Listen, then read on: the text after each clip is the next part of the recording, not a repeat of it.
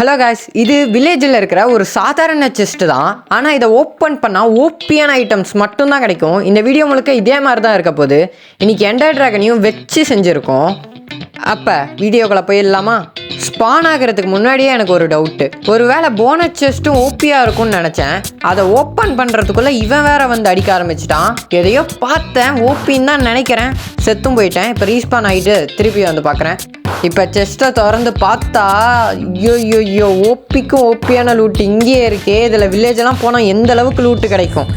Strength போர்ஷனை குடிச்சிட்டு என்னை அடித்தவனை திருப்பி பழி வாங்கலான்னு போய் அடிக்கலான்னு 2 அடி வச்சா ஒரே அடியில் என்னை சாகவும் அடிச்சிட்டான். சரி இருடா, கோல்டன் ஆப்பிள் சாப்பிட்டு வரேன். கோல்டன் ஆப்பிளும் சாப்பிட்டு போய் அடிக்கலான்னு பார்த்தா அப்பயும் டக்குன்னு சாக அடிச்சிட்டான். என்னடா நடக்குது இங்கே, கிளிச்சா பக்கான்னு தெரில. சரின்னு ஒரு எமௌண்ட்டை போட்டு சமாதானம் ஆகிட்டு தேவையான லூட்லாம் செஞ்சுக்கலான்னு சொல்லிட்டு லூட்டை செஞ்சுட்டு வில்லேஜை தேடி போனால் வில்லேஜ் பக்கத்துலேயே இருக்குது. வில்லேஜுக்குள்ளே இருக்கிற லூட்டை எடுத்தோம்னா அடேங்க அப்பா எந்த அளவுக்கு லூட் இருக்குது. போர்டு என்சான்மெண்ட்டை மட்டும் பாருங்களேன், அந்த அளவுக்கு பயங்கரமாக இருக்குது. என்னை கொண்டவனை பழி வாங்கியே ஆகணும்னு சொல்லிட்டு இன்வென்ட்ரி செக் பண்ணிட்டு இருந்தவனை ஒரே போடு தான் போட்டேன். செத்துட்டான். ரீஸ்பான் பாயிண்ட்டும் செட் பண்ணல, அதனால ஸ்பான்லேருந்து வர ஆரம்பிக்கிறான். சரி நானும் இன்னும் நிறைய லூட் அப்படியே விட்டுட்டு வந்துட்டேன். அதனால் வேகமாக போய் லூட் அடிக்கலான்னு பார்த்தா trident, netherite, boots, enchantment table, enchantment ஆப்பிள்னு எக்கச்சக்கம்.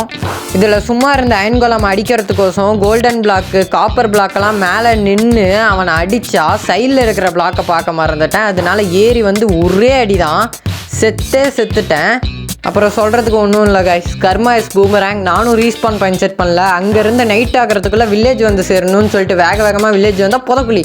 அப்புறம் யூட்டர்ன் போட்டு ஒரே அடியாக வில்லேஜுக்கு போயிடணும்னு சொல்லிட்டு வேகமாக வில்லேஜுக்கும் வந்துட்டேன். நைட் ஆகிறதுக்குள்ளே தூங்கியே ஆகணும்னு சொல்லிட்டு வேகமாக போய் வில்லேஜரை எழுப்பிவிட்டு படுத்துட்டேன்.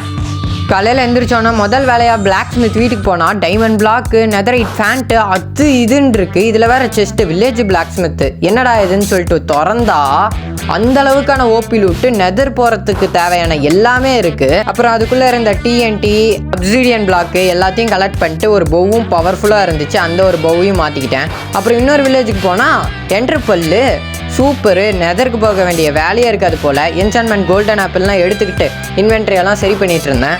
சும்மா இருந்த என் தம்பியை கொண்டா அவன் ரீஸ்பான் பாயிண்ட் இங்கேயே செட் பண்ணி வச்சுருக்கான். அப்புறம் திருப்பி வந்து எண்ணையும் போட்டு கொண்டுட்டான்.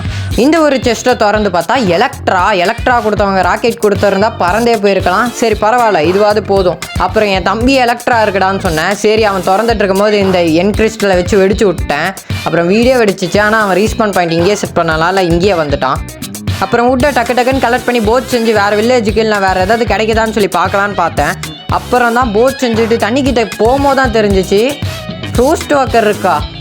நம்பவே முடியல. அப்புறம் கிட்ட போனோன்னா தான் கன்ஃபார்ம் பண்ணேன். இருக்குது ஃப்ரோஸ்ட் வாக்கர் இருக்குது. கடல் கடந்து நடந்தே போயிட்டேன். வேகமாக போனதில் பக்கா என்னன்னு தெரில, தண்ணிக்குள்ளெலாம் போயிட்டு வந்துட்டு இருந்தேன். இருந்தாலும் என்கிட்ட ஃப்ரோஸ்ட் வாக்கர் இருந்துச்சு. சரின்னு சொல்லிட்டு வேகமாக வில்லேஜை தேடி போயிட்டு இருந்தேன். பக்கத்துலேயே இங்கேயும் இன்னொரு வில்லேஜு. அந்த வில்லேஜுக்கு போயிட்டு ஃபஸ்ட்டு வீட்டை லூட் அடிக்கலான்னு பார்த்தா அதில் ஒரு செஸ்ட்டு. என்னடான்னு பார்த்தா வில்லேஜ் வெப்பன் ஸ்மித்துன்னு இருந்துச்சு. சரி ஓப்பன் பண்ணி பார்ப்போமேன்னு ஓப்பன் பண்ணி பார்த்தா நம்மளுக்கு தேவையான முக்கியமான ஒரு விஷயத்தையும் கொடுத்துட்டாங்க. அதுதான் ராக்கெட்டு.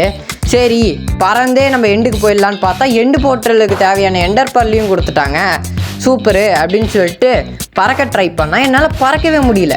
ஏன்னும் தெரியல, இந்த ஒரு பக்கா இல்லை இந்த வெர்ஷன்லையா என்னன்னு தெரில, என்னால் பறக்கவும் முடியல.